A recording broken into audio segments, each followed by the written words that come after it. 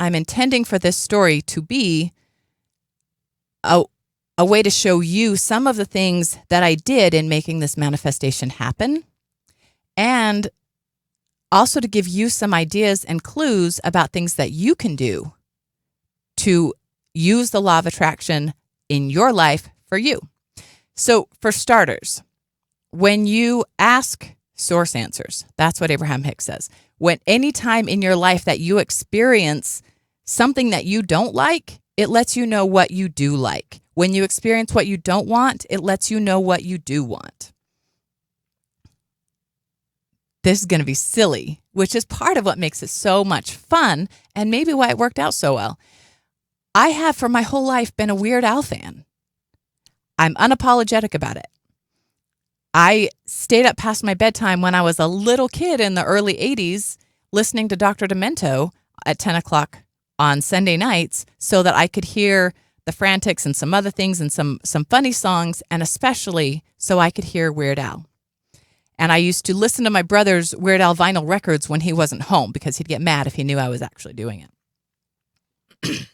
So I've loved Weird Al my whole life. And it just so happened that I married a guy who also loved Weird Al. Now, you might also say that that was a manifestation because you attract to you people who share a similar vibration. So it made perfect sense that I attracted a husband who was a fan of the same musical hero that I was. We took our children to Weird Al concerts. My kid's first concert was a Weird Al concert. Their second concert was also Weird Al. I think their third concert was also Weird Al. But this is something that was my husband and I were passionate about. We had so much fun listening to Weird Al, singing along with Weird Al, dancing around the house when I'm cleaning to Weird Al, and going to Weird Al concerts. It's also been something that my extended family has been able to do together because my older brother and his wife and 4 kids love Weird Al so much as well. We've attended 2 concerts with their family. Last November, Chris and I went to Hawaii for a couple weeks. I was there to get my quantum healing hypnosis technique training for my level 2. But we went for a few days before and a few days after that training so we could enjoy the island. We were on the Big Island. Now, Weird Al has a home on Maui in Hawaii. We weren't on Maui. So I recognized that the chances of running into Weird Al while we were on Maui were lower, but I also thought, well, they're probably still higher here than they would be if we were back on the 48, right? I didn't say anything about that. I just thought it. And what I didn't know was that Chris had the same kind of thought. Now, I'll let you know early. We didn't meet Weird Al when we were in Hawaii. But one of the mornings that we were there, we walked down the beach and walked past 15 or 20 different restaurants to find a place to have breakfast. And we finally found a place called Huggo's. And I liked it because it sounds similar to my family name. And it was on the beach. It was a great little restaurant, really a nice place. And we were seated right on the ocean, waves crashing up on the shore right next to us. There's a Hawaiian food called loco moco. My husband asked what it was as he was reading the menu, and I told him, that's good. I had it when we ate at that Hawaiian restaurant in Las Vegas last time we saw Weird Al there. Simply part of a conversation. We continue looking over the menu and ordering. A minute later, a woman came up and tapped my husband on the shoulder. And she said, "I'm sorry. I apologize for interrupting your meal, but I couldn't overhelp hearing you talk about Weird Al. It just so happens that I'm Lisa Popeil. I'm Weird Al's backup singer." Guys, I can't make this up. We were in Hawaii and we just thought about how nice it would be, how fun it would be, how great it would be if we ran into Weird Al. We didn't run into Weird Al. We ran into his backup singer. And the great thing about Lisa, or really one of the great things about Al and all of his band, is his band has been with him for over 30 years. One of the guys, Ruben, who's the keyboardist, he kind of jokes and says he doesn't get as much credit as the rest of the band because he's only been with the band for 30 years, so he's the new guy. Everybody else has been around for 35 years or longer. How many bands do you know that stay together for that long? Anyway, that means that Lisa has been Weird Al's singer for over 30 years. That's pretty amazing. Well, we completely fangirled over Lisa. You might even say we had like a fangasm. We were going nuts. We tried not to be obnoxious, but it was so neat. We took a bunch of pictures with her. We made goofy, weird faces. We texted them back and forth. And guess what that means? That means I now have the phone number in my phone for my favorite musician's backup singer. Well, I didn't want to harass Lisa, but I did text her and tell her thanks. It was so nice to meet her. A couple months later, round about February of this year, a few months ago, I get a text from Lisa. She says, Weird Al's going to be in Vegas. The tour will be in Vegas on August 7th. If you guys are going to be there, which you said you might be, because we said we might be, I can get you guys backstage passes. Now you can see how some of these things are beginning to really come together. Well, we were super excited, and of course we were already planning to go. The thing was, we hadn't actually bought tickets yet. And early this year my life was a little bit crazy. I had a lot going on, and every time I would think about I needed to buy tickets, I would kind of forget again that I needed to buy tickets. And it never really seemed like a very important thing, even though you'd think it would be. But it never was.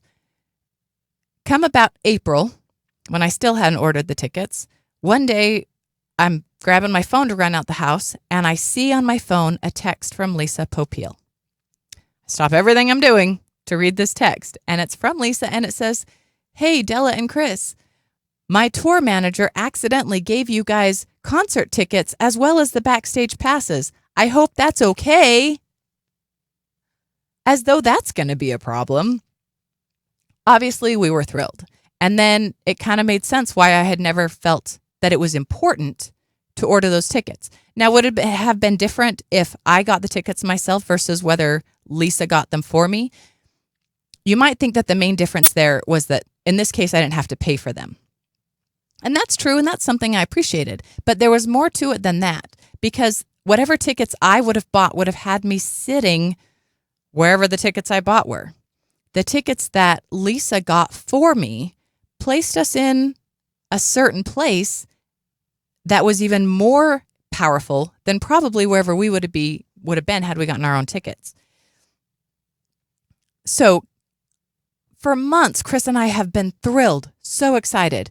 We're going to get to go backstage to see Weird Al. How cool is that? We've been to all the other concerts where we've seen the people with the lanyards around their neck and their VIP tag, and I've been envious. I didn't ever want to take anything away from them. I never wanted anybody to give up their pass so that I could have it, because I knew if they paid the money for that pass, it's obviously something that's clearly important to them. But I always kind of thought, man, that'd be cool. One of these days, we're going to get to do that. Well, we drove to Las Vegas on Wednesday, and St. George, Southern Utah, where we broadcast this show from, is about 2 hours north of Las Vegas on I-15. So we drove down there, got checked into a hotel, made it over to the concert venue to pick up our tickets at Will Call. When we got to Will Call, there were 2 concert tickets in my envelope, which was fantastic because we got into the concert. But we thought that there was going to be VIP or backstage info in that packet, and there wasn't. So we took the next logical step and got in the VIP line. We got up to the front of the VIP line, gave my name. My name, my husband's name isn't on the list. Okay, so we didn't get our backstage and VIP info the way that we thought we were going to. But I texted Lisa, and I told her what was up. We did make our way into the venue. So at this point, we are in the Smith Center in Las Vegas, which it's a very beautiful building made of a lot of stone and marble, and it's beautiful. The downside of this is I have almost no cell phone service inside this building. So I texted Lisa, and she texted me back and said, Can you call me? That seemed like a great idea. And it would have been had I been able to find anywhere in this building where there was cell phone service. I found myself kind of sneaking around back halls, going up flights of stairs that I'm pretty sure I was not supposed to be going up at that point in time, trying to find someplace where my phone had signal. Nowhere. And I had a moment where I realized, I could get pretty stressed out right now. I could get pretty frustrated. I could get upset, but that's not going to help, Doing that is not going to help me get to the solution that we need. And one thing I've noticed every time I'm following a big manifestation or a big dream, that there's always these times that feel like you're following a scavenger hunt, where you know what the next step is. You know what the goal is over there, but you really can't see all the steps between here and there. You just know that you need to get there, and you know this is a really, really important piece of successfully manifesting. You don't have to know how to get there. You just have to know what your next step is. And as soon as you take that next step, as sure as you place your foot down, that your path will rise up to meet you. You only have to know what the next step is. And at that time, my next step was finding cell phone service. And I stopped for a moment in this back hallway on the staircase, and I just laughed. And I thought, okay, I'm trying to get to the next step. This isn't working. How do I get to the next step? The next step was to grab my husband's phone because his phone is newer than mine, and it got signal. I was able to call Lisa immediately from his phone. Lisa Popeil braved the crowds. There's a couple thousand people in the lobby by this point. Lisa Popeil snuck out, found us, and brought us 2 blue stickers to put on our shirts for the backstage. Then she ran back in. We went and found our seats, and we were able to get ready to enjoy the concert. One of the things that was so much fun, as I mentioned earlier, the concert itself was amazing. It always is. Al puts on a phenomenal show. If you haven't seen this tour and you're interested in it, look for a way to try to get to see him. They have a full symphony orchestra playing along with the standard band. It's really quite something. So we got to enjoy this concert. And people who've been to a lot of concerts often say that Weird Al's concerts are the best. They're so much fun. They're so entertaining. He uses things like costume changes and videos, and he brought up some old deep cuts that I love so much, as well as some of the more popular songs. Anyway, that was a blast. But we found out as we're sitting getting ready for the concert to start, we make conversation with the people next to us who happen to be Al's neighbors from Hawaii, where he lives on Maui. They flew in to see the show.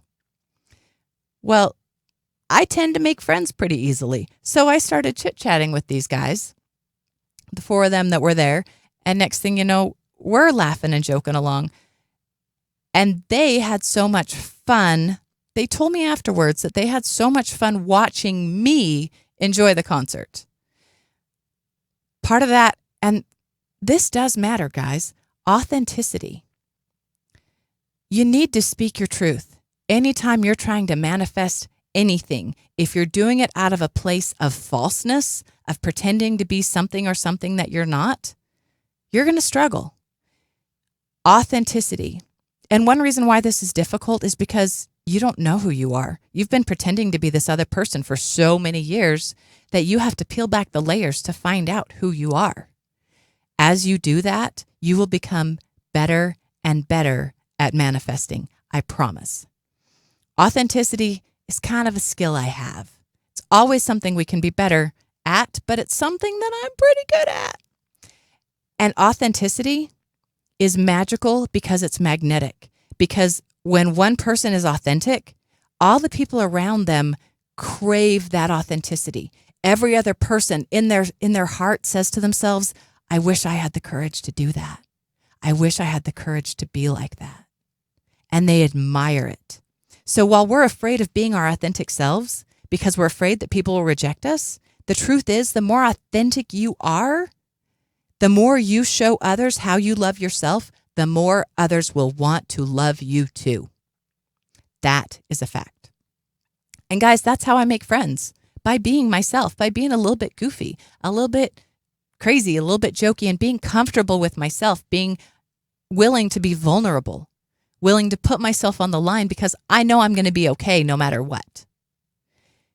And that vulnerability through authenticity really attracts to me valuable friendships and relationships. It's something I highly recommend if you want to, 1, like yourself more, 2, have more friends, 3, be more authentic, and 4, manifest more.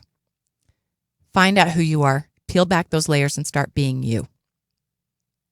Well, what happened was our neighbors that we were sitting next to actually offered to go get us backstage passes because they saw how much fun Chris and I were having watching the show. Turned out we didn't need backstage passes because we already had them, but it was so sure that we were going to get backstage. I didn't know that. When I showed up and there wasn't backstage information in my tickets, I wasn't even sure it was going to happen. As it turned out, we had 2 people offering us backstage passes because we had put out such a strong vibration to the universe that we had such a strong desire to be backstage that we had multiple options coming at us of how to get there. At the end of the concert, which I highly recommend, whether you're an Al fan or not, it's a great show. We followed the group that had the blue stickers back through one door. Everybody that had the lanyards and the VIP went through another door. All of those people, and I would have been thrilled to be one of those people, all those people got to wait in line for Al to take pictures with him, have him sign something, have just a moment to talk to him. I would have been thrilled to be one of those people. Chris and I instead went to the green room, and we spent the next 2 hours hanging out with the band, their family, and their friends. Guys, also, towards the end of the evening, Al did make it in. He had to take care of all of his VIP people first. Absolutely fine. They paid for that. They deserve to have that. But I got time with Al. And his Hawaiian neighbors had brought him a lei from Hawaii that they weren't able to give him because they actually had to get going before he got there. They gave me the lei, and I gave the lei to Weird Al. Maybe that doesn't mean anything to you, but to me, that was a dream come true. Also, and this won't mean anything to you if you're not a Weird Al fan, but I was wearing a shirt that said, "My hair smells like raisins," which seems entirely goofy if you don't know what that means. It's actually a reference to a lyric in a song. When I gave Al a hug, which I asked permission to do, he smelled my hair and told me my hair smelled like raisins. Again, that doesn't mean anything to you if you're not a Weird Al fan, but to me, that was a dream come true. And that's one of the amazing things about the law of attraction is there's some of you listening going, I'm glad that happened for you, but that's not something I care about at all. Amazing! That is evidence that the law of attraction will bring me what's important to me and bring you what's important to you. And what I get isn't going to cost you anything. And what you get isn't going to cost me anything because the things that are valuable to you are different than the things that are valuable to me. In the whole long story short of this, at the very end of it, Lisa texted me. Actually, the next day, I texted her to tell her thank you for this amazing experience. And this is what she texted back to me. Honestly, I'm thrilled that it all worked out and that we got to meet again. Our initial meeting was so serendipitous and memorable for me. I would have done anything to make sure you got to see the show as easily as possible. How freaking cool is that? Because when you have your heart's desire set on something and you get out of the way, resisting it coming to you, it comes to you. And it doesn't matter what that thing is. The key, guys, is you got to get out of the way. You got to stop the resistance. If you believe that this can't happen to you, that's resistance, and it's not going to happen to you because what you believe comes true. If you believe, see, when I was in Hawaii, I was really playful with the idea. It could happen. I could run into Al. I could do it. It could happen. It's possible. And because I believed it was possible, it opened up an avenue for my wildest dreams to come true. Simply believing it was possible and having hope, having desire towards it. And then staying calm, staying cool when it might have seemed like the waters got choppy, staying calm and knowing I just need to find the next right step. That's all it took. And I got to have one of the most amazing things in my life come true. To me, this is an even bigger deal than when I went to the 2016 NFL draft, which was also amazing. And it's right up there with my car. These things are going to continue to happen for me, and I promise they're going to continue to happen for you if you study this stuff, if you learn about it, and if you learn how to get out of your own way to stop causing that resistance. So there's my manifestation story for this week. Guys, one more thing. 2 days from now on Wednesday is August 14th, which means it is National Princess Day. National Princess Day is about recognizing your true authenticity, your true self, which is that you are a divine and royal being who has come here to this earth to live inside this meat suit, but you are royal. And August 14th, National Princess Day, whether you're male or female, is the opportunity for you to embrace your inner royalty. You can I love to wear a crown and a tiara. That's my favorite way to celebrate. You could go to Burger King and get a paper crown. You can just know in your heart that you are divine. That's what it's all about. And that's what wearing a crown all day is supposed to remind you. So happy National Princess Day. I'm super excited about that. Guys, I'm going to be wrapping up the show right here in a second, but I'm going to be giving a really important public service announcement right here on Radio St. George 100.3 in just a couple minutes when we're past the next commercial break. So remember, I'm Della Hill. You can find me on the Extraordinary Talk Show channel on YouTube. Please like and subscribe. I love you guys. Have an amazing week and happy National Princess Day.